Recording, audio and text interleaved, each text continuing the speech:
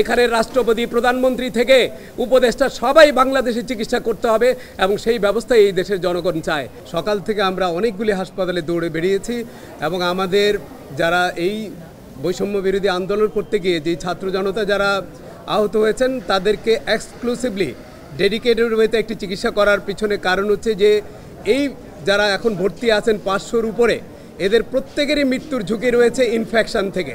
তো এই ইনফেকশন যদি আমরা প্রিভেন্ট করতে না পারি আমাদের এই ছাত্রদের কিন্তু মৃত্যু ঝুঁকি থেকে আমরা কমাতে পারবো না। যে কারণে অ্যাটেন্ডেন্টের যারা আছেন তাদেরকে আমরা অনুরোধ করছি আপনারা হাসপাতাল কর্তৃপক্ষের সঙ্গে যোগাযোগ করে আমাদের সঙ্গে যোগাযোগ করবেন।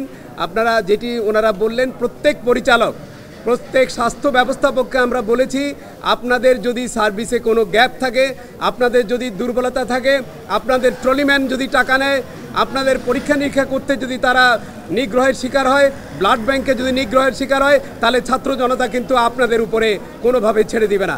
একমাত্র ওয়ালটন এসি দিচ্ছে 1 বছরের রিপ্লেসমেন্ট গ্যারান্টি।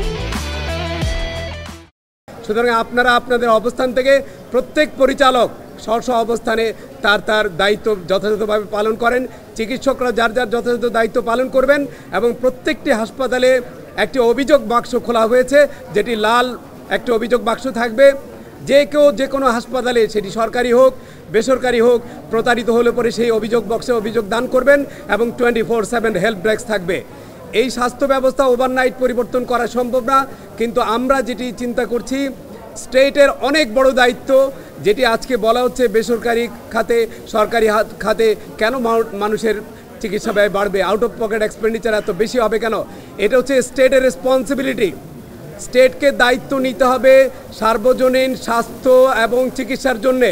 কোনো মানুষেরই নিজের পকেট থেকে স্বাস্থ্য ব্যবস্থা দেওয়ার কথা না, এটি তার মৌলিক দায়িত্ব। সুতরাং এটা রাষ্ট্রীয় একটি ইন্স্যুরেন্স পলিসি করতে হবে, যার মধ্য থেকে সবাই এমপ্যানেল প্রাইভেট হসপিটাল এবং গভর্নমেন্ট হসপিটালে কোনো নাগরিককে যাতে কোনো অর্থ দিতে না হয়। কারণ এই যে আউট অফ পকেট এক্সপেন্ডিচার, আপনারা জানেন বাংলাদেশে এখন 1 লক্ষ ডায়ালাইসিস মেশিন দরকার। 4 থেকে 5 লক্ষ রুগী কিডনি ডায়ালাইসিসে ভুগছে, এন্ড স্টেজ রেনাল ফেলিওরে ভুগছে। তো এত রুগী যারা ডায়ালাইসিস করছেন, একজনের প্রতি মাসে 50,000 টাকার বেশি খরচ হয়। মানুষ দরিদ্র সীমা থেকে দরিদ্র সীমার নিচে চলে যাচ্ছে, এই জিনিসটাকে কখনোই অ্যাড্রেস করা হয়নি। সুতরাং এটি রাষ্ট্রের দায়িত্ব প্রত্যেকটি নাগরিকের চিকিৎসা নিশ্চিত করা এবং এই চিকিৎসা ব্যয় বহন করতে গিয়ে যাতে তারা দারিদ্র সীমা এবং তারা সম্বল সহায় সব কিছু হারাচ্ছে।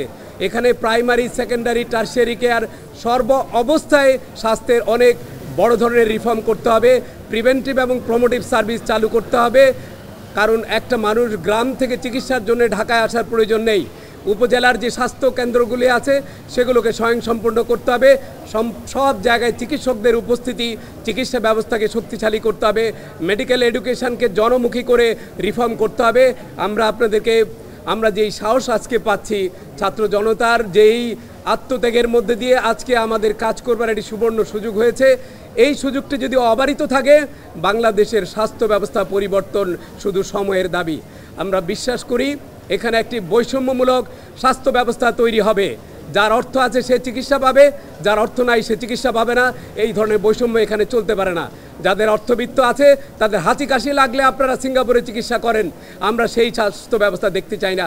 এখানে রাষ্ট্রপতি প্রধানমন্ত্রী থেকে উপদেষ্টা সবাই বাংলাদেশে চিকিৎসা করতে হবে এবং সেই ব্যবস্থায় এই দেশের জনগণ চায়।